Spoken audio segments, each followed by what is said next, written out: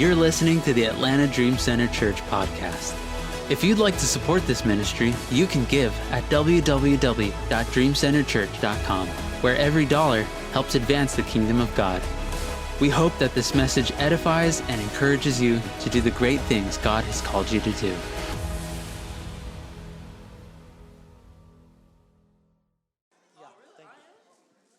Come grab a seat, grab a seat. Oh, that feels better, right? I knew that front row was cursed. Look at you guys. They all sat right behind you. You guys put your stuff on the seats and you left. Yeah, it's cursed. All right, we're going to get right into this thing now that I've taken all your time. We're in a series. How many of you guys enjoyed Pastor Clarence last week? Anyone of you guys enjoyed that? It was awesome. Yeah, what a great guy. I was out celebrating my parents' 50th anniversary. It was so good that they didn't even come back to church. That's how good it was. No, they're actually at another church speaking right now.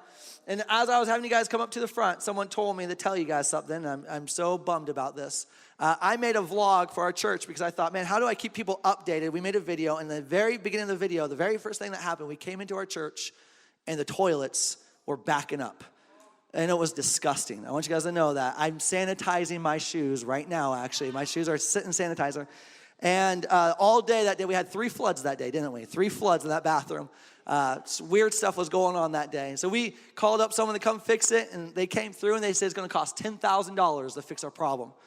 Yeah, we said, okay. And so we said, well, let's just do a quick fix because we could get a cheaper price. And so we had someone come in yesterday and did a quick fix. They did a quick fix. And how many of you guys know a quick fix don't mean nothing? And that's what exactly happened. So I just need you guys to know something. The bathrooms are flooded again, all right? Yeah, so it's disgusting. The men's restroom is disgusting. Don't go in there, okay? We're cleaning it up.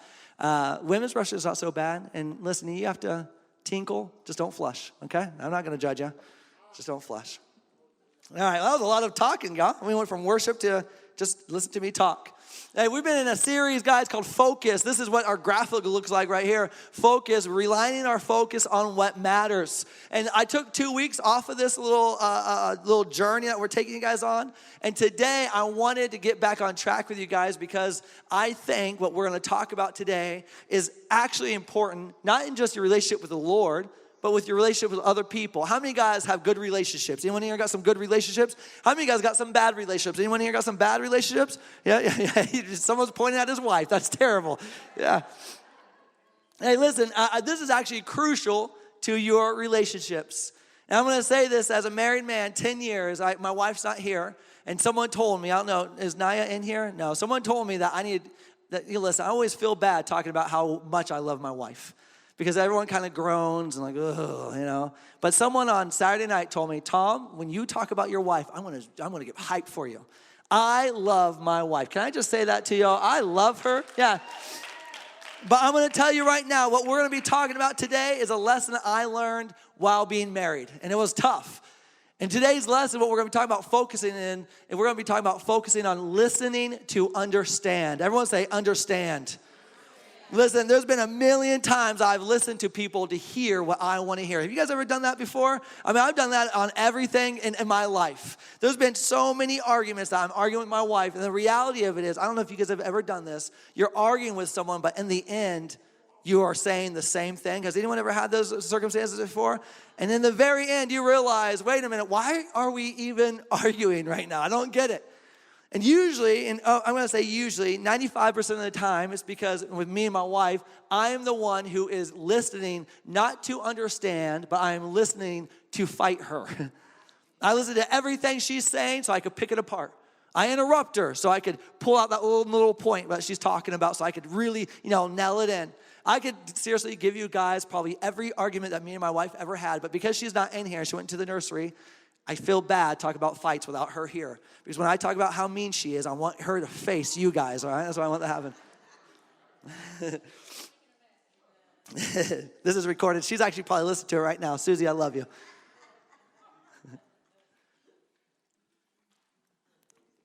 But listening to understand, I've found myself many times with friends where I'm just listening because I feel bad. How many of you guys have ever listened to someone and you didn't really want to be listening to them? Anyone have that before? How many of you guys have listened to someone for so long that you forgot you were listening to them? Anyone ever done that before? Yeah, I've done that too. If you're not raising your hand, you're the person they're listening to. I can almost guarantee it. But listen, I want to talk about this because we do that with God. we do that with God a lot. And I want to just kind of narrow in. We're going to talk about one story, and we're going to read it in the book of 1 Kings. If you have your Bible, if you have notes, we're going to get into 1 Kings chapter 9 today. But we're going to talk about realigning how we listen. We're going to talk about what it takes to listen with understanding. And we're going to talk about with relationships, but we're also going to mainly talk about this with God. How many of you guys have ever prayed and asked God for an answer? Anyone in here before? How many of you guys could testify that you heard God's answer and you didn't like it?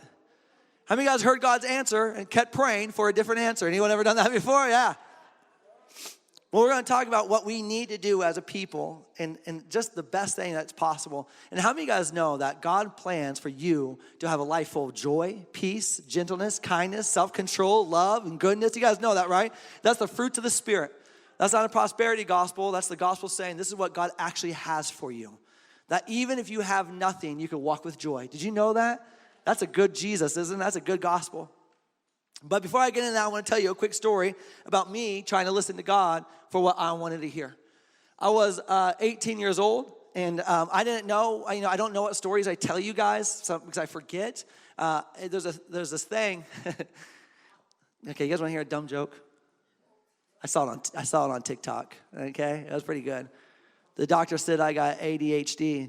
I don't know what HD is, but I got 80 of those suckers. You guys ever hear that joke? Yeah. That's a good joke. I liked it. That's a good joke. Thank you. And I got 99 problems, but ADHD ain't them. All right. Dumb. I'm sorry. I'll just move on. Thank you. Hey, check this out. No, I wanted to be in ministry. Actually, go back further. I wanted to be an NBA star. I gave that up, though, at age 17. I said, I'm not going to go. It's not like I had probably a real chance to go into the NBA, but how many of you guys know you dream big? Anyone in here dream big? I was dreaming big. And I thought, man, if I could make it to the NBA, I'll be a Christian who's in the NBA. I'll give God all the glory. And the Lord told me one day, he said, Tom, either you're going to follow me or you're going to follow your ideas. Which one's it going to be? So I said, God, I'm going to follow you. I gave up basketball at 17 years old. And I'm going to be real with you. I thought I was good, and my friends and my family said I was good, but the reality of it was, I don't know if I would have ever made it to the NBA. I think God was just saving me some embarrassment, to tell you the truth. And so go forward, and I'm 18 years old, and the Lord calls me to be a pastor, not just a normal pastor, a youth pastor at the Atlanta Dream Center Church, where you guys are sitting right now. And I'm going to be real with you. I was 18 years old, and my parents were the pastors here, and there was nothing inside of me that wanted to go work with my parents. I love my mom and dad. You guys know I love my parents. I brag about them every chance I get. I love my parents. But I didn't want to come and serve under my parents. I wanted to go and move out of their house, which I did at age 18. And I wanted to go have my own job, which I went and got. And I wanted to do my own thing and have my own adventure and really establish my identity. Did anyone go through that at 18 years old? Man, how many of you guys got teenagers who might be going through that right now? That's a real thing. And so I remember telling the Lord, I don't want to be a youth pastor. I want to get out. I want to move out on my own. And can I just tell you, when I moved out on my own, it was the worst decision I could have made. Have you guys ever seen my parents' house? I'm an idiot, dude. I should have stayed there. I should have moved in, married there, had all my kids there. It's a nice house. I moved out, and I was so hungry. I was so bad at managing money. I would steal Pringles from my brother. I was living with my brother, Jeremy. He always tells me to this day, Tom, why didn't you just tell me you're hungry? You could have had my food. I would steal 2 Pringles so he wouldn't know, and I would eat them in my room because I was so hungry. That's a true story. That's how miserable it was living on my own. But I told the Lord, I said, Lord, I'm going to not be a youth pastor. I know that's what you want me to do, but I'm going to go into ministry. I'll give up all my ideas of a secular world and doing work in the secular world because that's what I want to do. I said, I'm going to go to a place called Youth with a Mission, YWAM. Me and my buddy Sean Legg said, man, this will be so much fun. Back then, I was from California, born and raised in California, up in the mountains. But when I moved out to Georgia, and everyone heard me say bro and dude all the time, they'd always ask, are you a surfer? And I would lie and say, oh yeah, I surf all the time. I didn't know how to surf with a lick.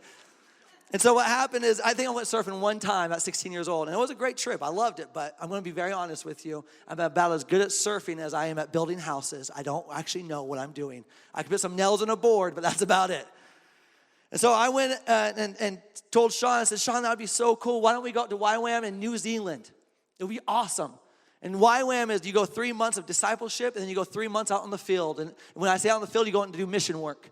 And the mission work, guys, get this, was not in some starving desert. It was in the Fiji Islands. That's where we're going to do our mission work. Doesn't that sound amazing? Could you imagine 3 months of working in the Fiji Islands? It would be the best thing in the world. And we decided we'll train, we'll surf, and we'll do all this stuff, and we'll go out and do the ministry. So after high school, I told everyone in high school, I said, I'm not going to go to college. I'm going to go into ministry. I prayed about it, and I know that's what I should do. I should go to ministry. Now, I want to go back. The Lord had already spoken to me and said, Tom, you're going to be a youth pastor at the Land of Dream Center Church. And I said, I don't want to do that. And so this is what I did. I started praying, God, will you provide me the funds that I could go and be a missionary in New Zealand? Can I tell you what happened? My circumstances were amazing. All of a sudden, I started getting so much money, and everybody, all my family and friends were so kind. They started handing me money left and right. When I graduated, I remember being so excited. I got about $1,000 handed to me. This is for your trip to New Zealand. I remember I had a Tuesday night Bible study with Sean and some other guys. We're reading the book of Corinthians. How many guys want to get into more Bible studies? Anyone in here? Hey, I do too. Hey, who's enjoying the women's Bible study though? I heard that thing's lit. Okay. Andy, you going? Yeah, now you will. Now that I've called you out, you'll be there. It's Tuesday. We were in a Bible study. We were reading 1 Corinthians. And every time I'd go in there, we'd share testimonies and we'd share prayer requests. And I'd share the same testimony. Guys, I feel like God's doing everything for me. I get all the money. Everything is lining up. I'm going to New Zealand. My passport is active. Everything is good. My visas are looking great. And guys, every Tuesday for about 5 months, I was testifying that I knew that God wanted me to go to New Zealand because everything was lining up. I had favor. My finances were coming in. I was having blessings. There were miracles. But in the back of my head, I knew what the Lord was saying. He kept saying, you're going to be a youth pastor at Land of Dream Center Church. I just kept saying, nope, I'm going to be a missionary for you instead. Well, come November, actually around this time, the year I was supposed to leave, I was going to leave at the end of December, and we had about 4 weeks before we were leaving. It was about this time in that year, 2007, 2006. Gee, Moise. Hey, isn't it crazy? 2000 babies are 21 years old now. I know.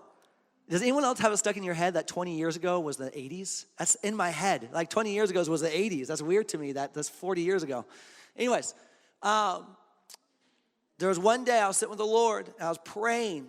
I was crying out to the Lord saying, God, I love you. I was in a worship service singing these songs like we're doing today. God, I love you. Thank you so much for who you are. And the Lord stopped me and said, Tom, are you going to do what I called you to do? Or are you going to follow after what you want to do? First was my ideas, but now it's my wants.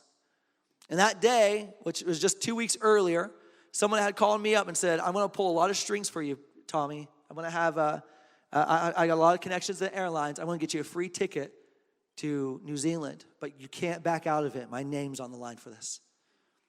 And I said, I'm not backing out. I guarantee I'm going. The Lord's done too much for me. I've seen him work. I heard his voice. And so sure enough, they went and bought me that ticket. And after the Lord had spoken that to me, I was humbled. I said, God, I want to be a Christian, not someone who does Christian works. And so that day, I cried my eyes out because I didn't have the courage to call up that man who told me that he was going to give me that ticket. I called my friend Sean. I said, Sean, I don't think I should go. I'm going to have to back out. Sean was pretty hurt that day. Him and I relationship was actually pretty injured from that, pretty hurt. Then I called up the guy who bought me the ticket.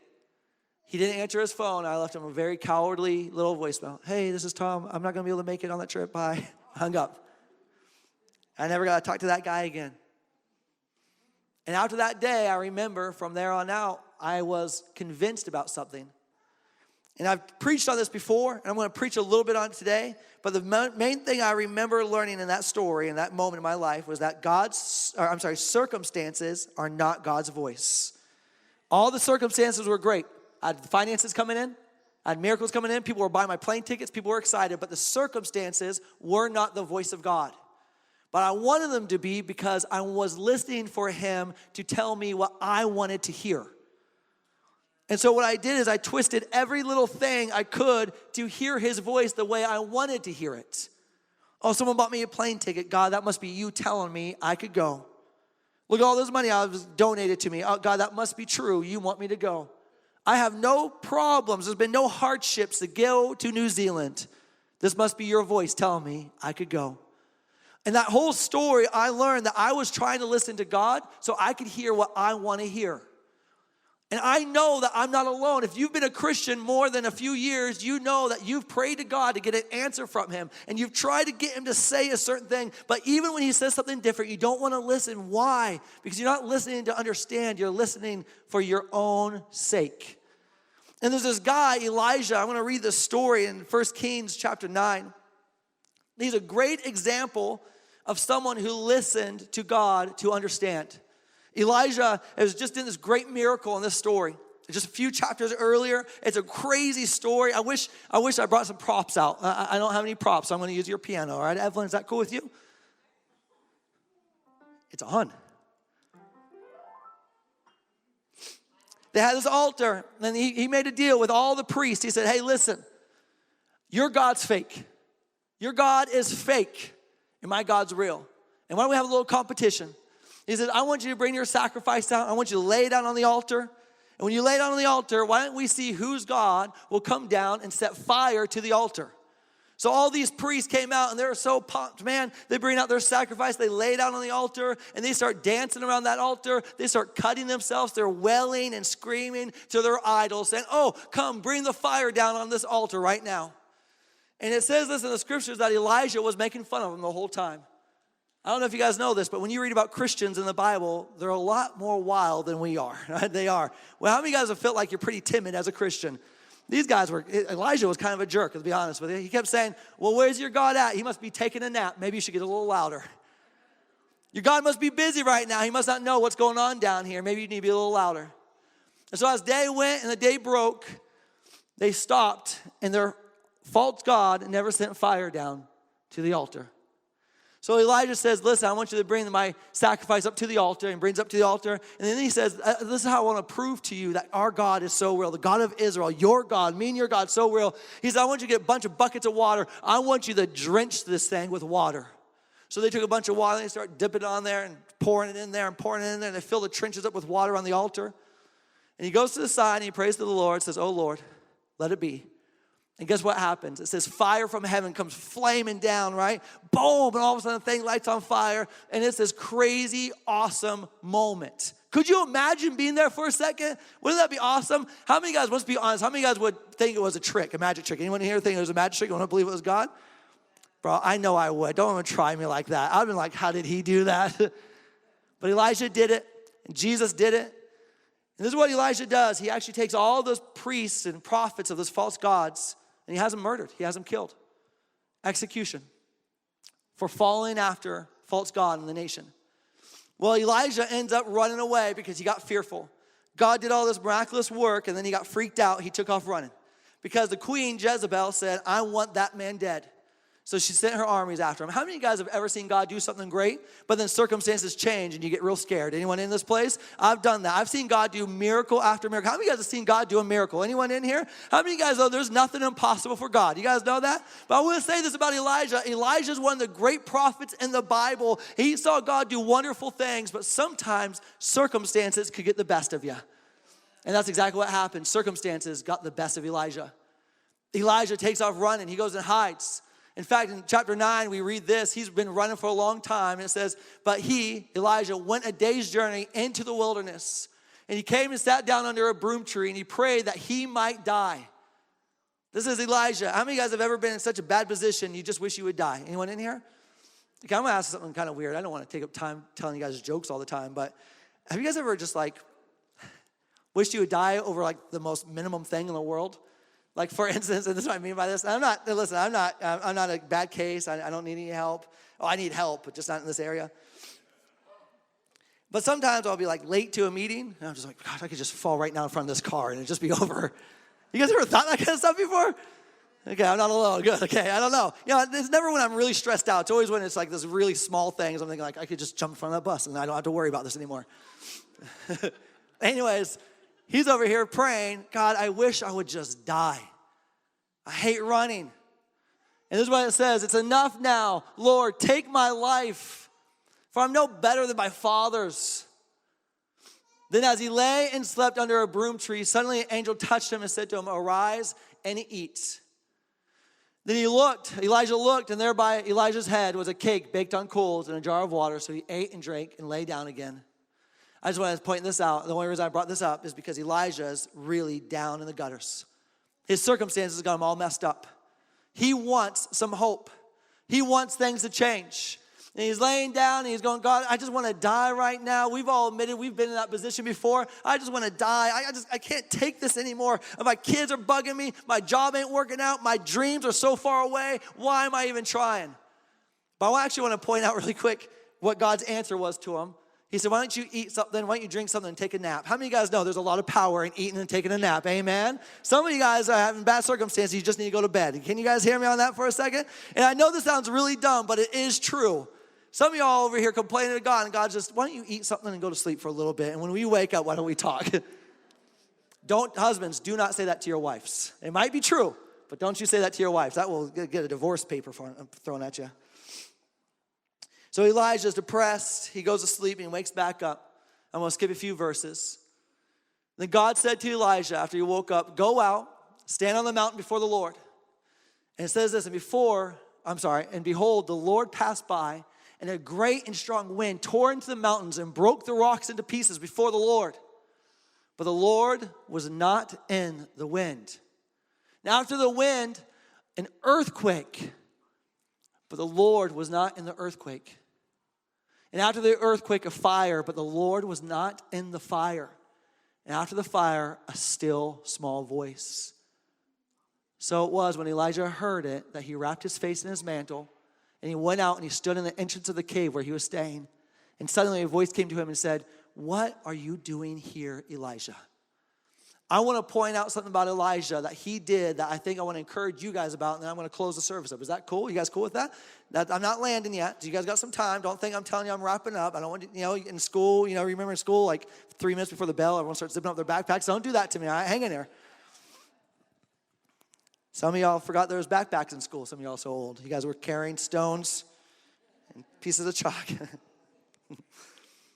That's not true. Elijah was down and out. He's oppressed. He's scared.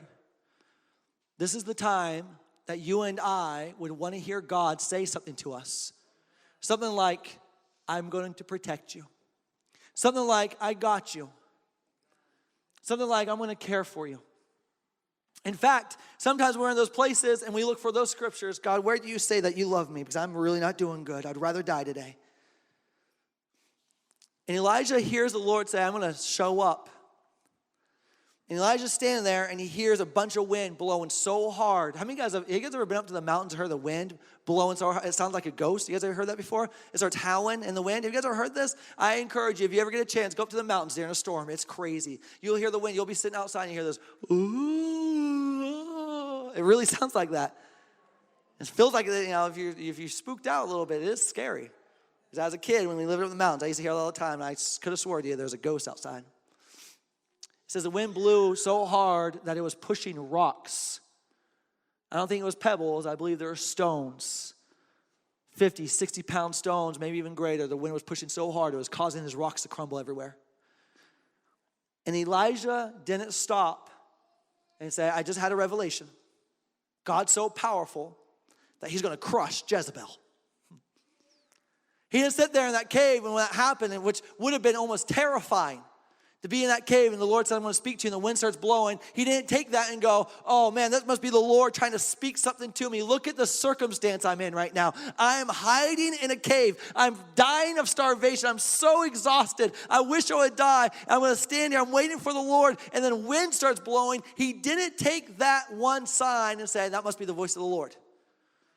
He didn't take it and twist it to what he wants to hear. Elijah, I'm going to save you. And you know what it says? It says Elijah knew that the Lord wasn't there in that storm. And the reason why we know this about Elijah is because Elijah wasn't listening to hear what he wanted. Elijah was desperate to hear the Lord. I want to know what you're saying. I'm desperate. So many of us are waiting to hear from the Lord that we'll stop, and at the quickest little superstitious thing that happens, we think, oh, that's the Lord. When I was a kid, I used to pray all the time. God, if you're real, we had these two flags. We were old school Christian. We had the Christian flag. Does anyone remember the Christian flag? Yeah, we had the Christian flag in our church. On one side, we had an American flag on the other side. And I used to always pray, God, if you're real, make that flag start moving. And one time it started moving. Yeah, you're laughing because you know what happened. They turned on the air conditioning, and I didn't know there was a vent behind it. I remember taking that day going, my God is real. Who knows, maybe God was like, I got you, buddy, you know. Maybe he turned on the air conditioner for all I know. But he didn't take the circumstance and say, well, that's what God's trying to tell me. Instead, he focused in. He said, I'm not here to try to figure out what I want to hear. God, I got to hear you. What are you saying to me? I got to understand. The next thing that happens is an earthquake happens. Have you guys ever been in an earthquake before? They're kind of fun. They're actually they're terrifying, but they're kind of fun. When I was a kid, we lived up in Ruth, California, and when Haley was born in 1992, a giant earthquake happened. Haley almost got taken away. Yeah, you remember, don't you? Yeah, just a little newborn baby. Earthquake happened. Everything's crumbling. Look up the 1992 earthquake in California. You're going to be blown away by this thing. I remember exactly what I was doing in 1992. I was 4 years old, but this was my first earthquake. I never forget. I was drawing, and all of a sudden it felt like there was waves going through the house. It was cool. I know that sounds bad, but it was a rad experience, man. You're sitting in the house doing this, like, whoa. I've been through a million earthquakes there. I remember one time I was sleeping in bed, and I was in a bunk bed, and I was sleeping above my brother Pat, and the whole house started shaking real violently. And I woke up and I said, Patrick, stop shaking the bed. I'm trying to sleep. And then when the TV fell over, I realized, we're in the middle of an earthquake. Earthquakes are terrifying. They're fun, but the very ground that you're standing on is all of a sudden unsafe. And here's Elijah inside of a cave. The wind blows like crazy, and then all of a sudden, the earth starts quaking, shaking underneath him. He's standing in a cave, and I want to make this clear. We don't have any indication that he was in a cave for months. We're in a matter of minutes. He sees the wind blow, and the rocks are crumbling. He sees the earth start quaking. Surely this is the Lord trying to communicate to him. Surely the Lord's trying to communicate to him, don't you know, Elijah, that I am stronger? But he doesn't listen to find out what he wants to hear. He says, but the Lord wasn't in that circumstance either. In other words, that wasn't his voice. So then fire comes down. Bro, I'd be tripping out if I was Elijah. Could you imagine the wind's blowing, rocks are falling, the earth starts quaking, and fire? I'd be like, oh, God's coming back. This is the end. Like I had no idea. God's really here. How many guys have ever been around a big bonfire before? Anyone been around a big bonfire? The 50th anniversary, they put a little fire out. It got so hot. And it was cold, guys. I want you guys to know, when we were at the beach this last weekend, it was so freezing cold out on the beach for one of the days. We got a fire pit out there, and this fire was burning. And I was sitting out there, and I put my legs from about me to Micah, so about this far away. But my legs felt like my hair, my skin was like on fire. It was so hot. When I was a kid, when a little kid in Ruth, we had these big bonfires, and I'm not kidding, like this middle section right here, because there would be loggers would come and drop the trees off. So about as big as this section right here, and we do these huge psychopath bonfires, okay, like massive. We're probably the reason why California is burning today. It was because of those bonfires.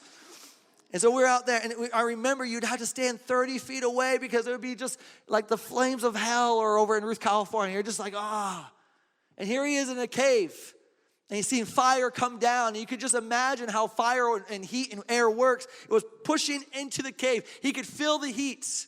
It's probably a lot like the same fire that came down when he was doing the sacrifices. He saw God's evidence happen that day. You know, he's probably looking at the fire coming down going, I remember God used fire one time to speak to the nation. Maybe right now he's trying to speak to me. Maybe he's trying to tell me something. I'm going to keep you warm. Maybe he's trying to tell me something. But you know what he says? But the Lord wasn't in that either. I want to be real with you. I'm not as great as Elijah. I would have left that moment. I would have said, the Lord spoke to me on that mountain. He shook the earth. The rocks came crumbling down and fire came out. I would have walked out there and said, you know what the Lord told me? I think the Lord's trying to tell me that he's in control of everything. And he is in control of everything.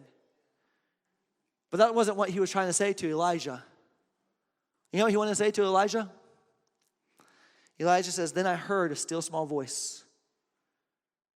Elijah, why are you hiding? I don't know about you, but that's not what I would want to hear. I don't think I would want to hear Elijah, why are you hiding? Because that's not my name. My name's Tom. So I'd have been really confused if you said that to me. That was so dumb. You didn't have to laugh at that joke. That was a dumb joke. Look at my sister Maddie cracking up still. Thanks, Maddie. Now, if you said, Tom, why are you hiding? I would have been frustrated at him. What do you mean, why am I hiding? Jezebel's out here sending armies out trying to kill me. I'm out here starving. I feel like you abandoned me. What, you made me a little cake? That's what you got for me? I need you to tell me that you're going to vindicate me. You need to tell me that you're going to take care of me. You need to tell me that things are... This isn't what I thought you were going to tell me. Why are you hiding? Why are you hiding, you know?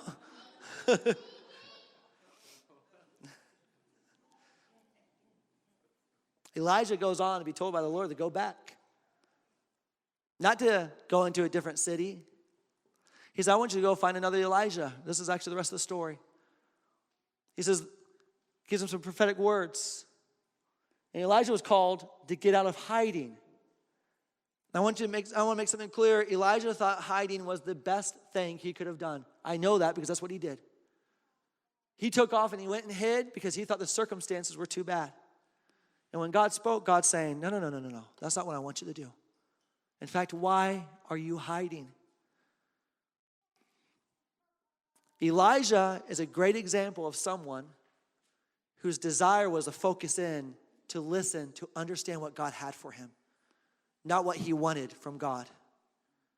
But it takes three things I want to just list off really quick because I don't want to be here all day. I do want to be here all day. I'm going to be here all day, hopefully, and you could join me, but I won't make you stay here all day. I want to go through these three quick things. Elijah first had to have patience to listen and understand the Lord.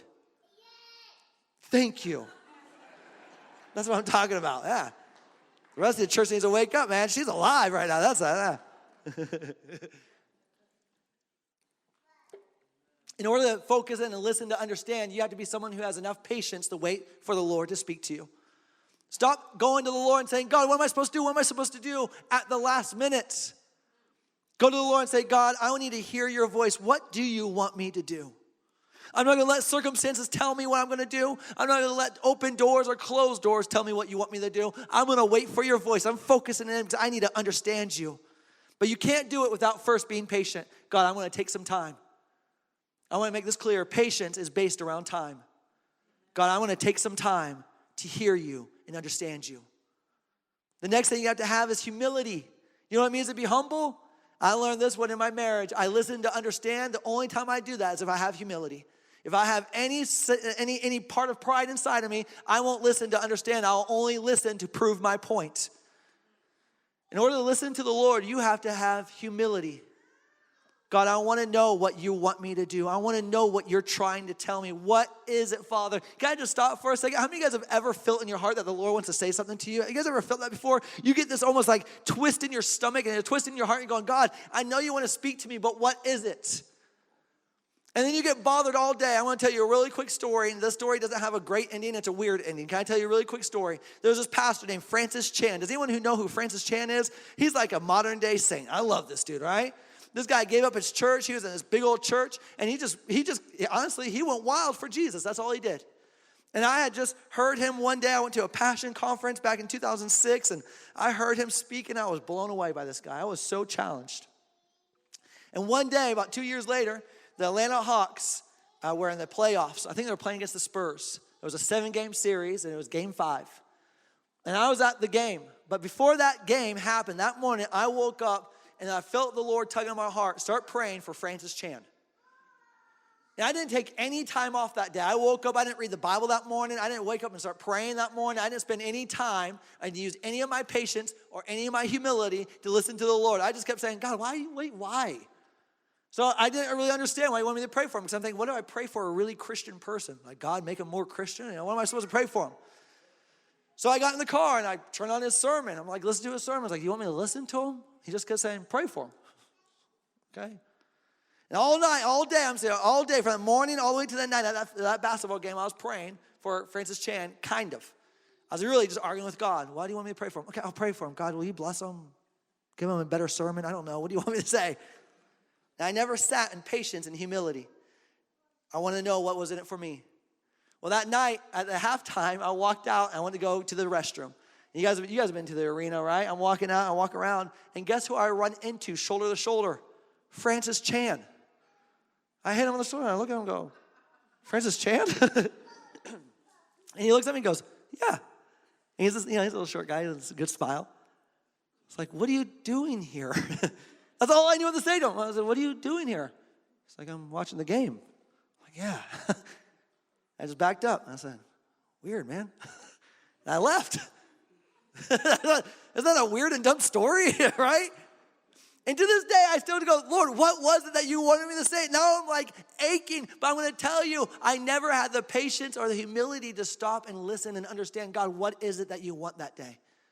Who knows? Maybe he wanted me to say something to him. Or maybe he was just trying to teach me a lesson. Tom, why don't you stop? Why don't you humble yourself and listen to what I have to say? At least that's what I got from it. I should email him. Like, hey, remember that one basketball game that guy was freaked out by you?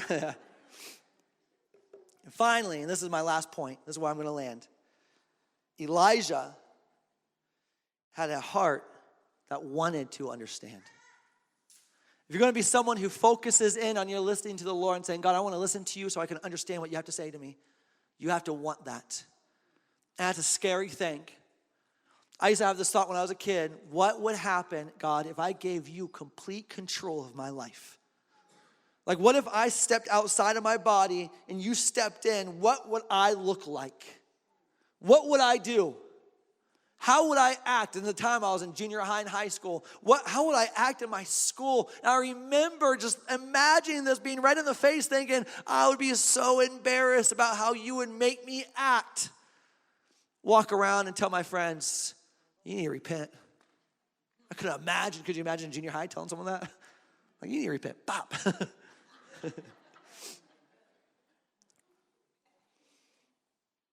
If you stop for a second and you ask that question, God, if you had complete control of my life, I had no ability to say no or do it my way, what would my life look like? It's a little scary. Because I could almost guarantee it wouldn't look the same. And the reason why we don't always fall fully in submission with the Lord is because we don't fully want that. When I talk about focusing in on the Lord to listen for understanding, you don't just have to give him time to listen. You don't just have to have humility, not to listen for your own gain, but to listen for his glory. But you have to also be someone who's willing to want something from him, more than what you think is best. You have to be able to trust him that he knows what is best for you. And if I could just nail this out, because I'm going to be honest with you, I could go like another 40 minutes on this sermon. I'm not going to. There's like so many stories in the Bible. You got Ezekiel who heard the Lord, and it was so crazy. He said, lay on your side. This is a crazy story. If you don't read your Bible, it's crazy. Start reading it. And he said, lay on your side. I want you to cook over dung. I want you to eat the dung, or not eat the dung, eat the food that you cooked over the dung so that you can be a ministry to my nation, my people. He tells another guy, Hosea, he says, I want you to marry this woman who is a prostitute. Now, I want to make this clear. A prostitute, not someone who is being forced to do this, not someone who's being trafficked. Someone who willingly went out and sold her body to many, many, many people. And he tells Hosea, that's the woman I want you to marry. Just to be clear, I think that's the only story in the Bible where someone hears the voice of the Lord saying, marry this person. So be careful, and you young people, you singles, like, God told me to marry this person. Remember, that might be a Hosea story. Hosea married that woman, and she didn't stop prostituting. Hosea had child after child after child, but would have to go out into the city streets to find his wife selling her body to other people. I don't know about you, but I don't want to hear God tell me to do those kind of things. I don't want to hear God to tell me to take my son and sacrifice him up on the mountaintop. In fact, I've told you this before, if I thought I heard God say that, I would deny it, because that's not what I want to hear. I want to hear God say something like, I'm going to give you all your dreams. I want to hear something like, I'm going to give you riches and make you famous. I want to hear that he says to me, you're never going to struggle. And what I want is not to have understanding of what he's trying to tell me. I just want to gain from it. And I know I'm not alone in this room because many of us aren't hearing from God and understanding what he's having us do because we're too caught up trying to hear what we want and not hear to understand what he's doing. Let's go even further. Today's climate, politically, socially, economically, at every level, we're not even trying to understand, God, what are you doing? I've said this before, but if you start looking at what's going on in the world, you start getting kind of excited because God's already told us this was going to happen. He's already promised these are the things to come. This is my plan. Not the enemy's plan. This is my plan. So today, if I could encourage you guys on something, I want to encourage you to ask the Lord for some patience, humility, and a desire to listen to him, to understand, and not listen to him to hear what you want. I'm going to have everyone stand to your feet because I think some of y'all falling asleep. I'm going to dim down the lights a little bit. I'm not, but I'm going to have Chris and Madison, will you dim down the lights a little bit? Because now that they're standing up, they can't fall asleep.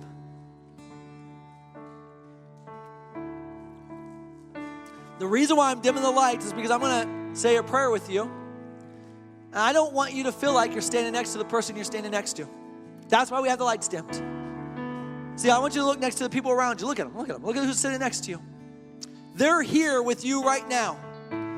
But they're not in your heart right now. There's a alone space that you have. I'm going to have everyone in here close your eyes for a second. Everyone in here close your eyes. Everybody, don't worry. No one's going to rob you. You might be in the presence of a church people. But this moment right here, I want you to stop for a second. And I just want you to recognize God. I just want it to be you and him for a second. You might be sitting next to him. And for some of y'all, this might be the first time this week that you've taken a moment of patience. Taking a moment of time. Say, God, I'm ready to hear you today. Taking a moment of time to say, okay, I'm ready to listen. I'm going to have some patience. Can we just sit here for a second? God, I'm going to just listen just for a minute. I just got to hear you for a second.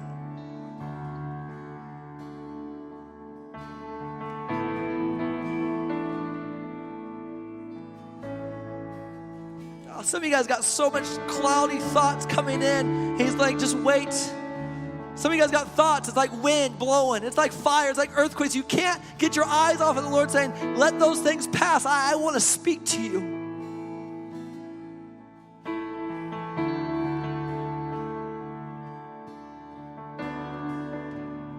Some of you guys have been complaining to the Lord going, why am I this way? Why is this happening this way? Some of you guys have been so caught up in your circumstances. And this is your first time stopping. Say, oh Lord, what do you have to say? I've just been trying to figure out what I want, but what do you want to say?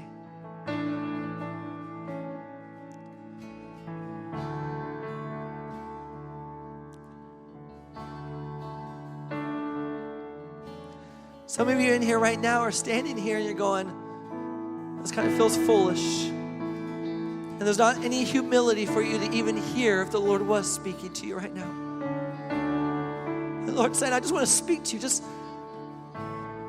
focus in. You're sitting there, I got things to do. I got things to think about. I got places to go. This is just a church service. I got life after this. The Lord's saying, but you're not sitting with me outside. Just take the moment. I have something to say to you.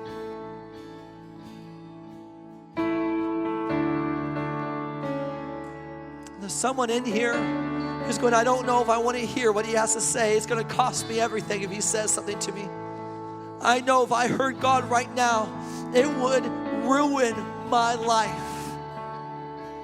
If I heard God right now, I'm afraid of what he's going to ask of me.